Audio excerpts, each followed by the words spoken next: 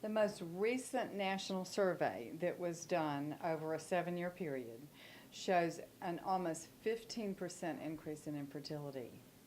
That's enormous. Those are big numbers. If you took the states of Alabama and Mississippi together and put all those people, that would be the 7.3 million people we're talking about now that are affected by infertility.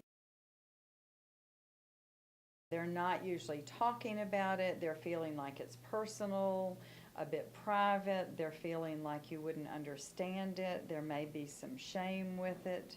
You may notice they're leaving work some to go to appointments. These are often doctor appointments for their medical procedures. So they're not always out there talking to everyone about, oh, I thought you should know what we're going through to try to have a baby. Then when you're in a relationship and you're ready to start having a child and you're ready to get pregnant and it's not happening as you dreamed it would be, it's this really big loss of a dream. The men are feeling equal sadness. They may not be sharing it with their families. They may not be sharing it with their friends. And in fact, sometimes they don't share it with their wife because they feel like she's upset enough and I don't want to upset her. He may be feeling so much pressure and so much anxiety that he has a lot of trouble getting his specimen. Gotta have the sperm. So it's a lot of pressure for men. One in vitro fertilization procedure may be at least $12,000 is the average. And it may involve probably 10 days in the doctor's office during that month of treatment. My experience says that couples that had pretty strong relationships going into infertility come out stronger, closer, more intimate, more connected. They've made decisions together and they've walked the path together and held each other's hands along the way.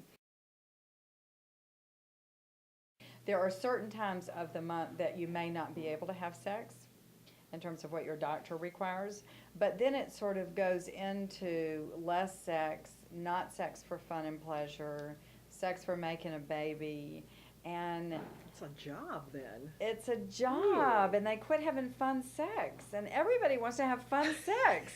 So I'll say I want you to have sex as much as you can for the next 2 weeks. It will not be harmful.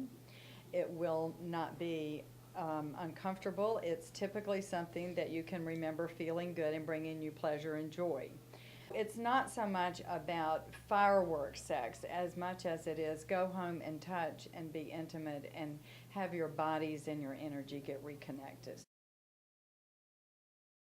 But many of the comments that people make are things like, how many children do you have?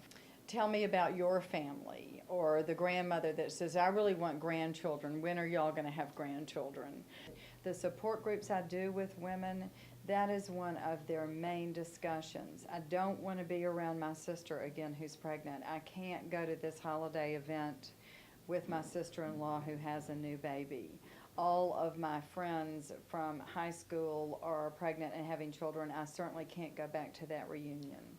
And I tell them there will be a time in their life in the future where they can go to a mall and not really notice how many strollers or pregnant people there are.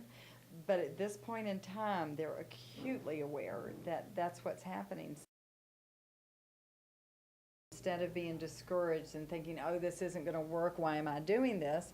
I talk to them about going into anything new in their life with a lot of hope and a lot of belief that it's going to be successful. To me, the real success is getting through this journey with a hopeful heart and peaceful mind so that they are able to feel good about whatever is happening in their lives.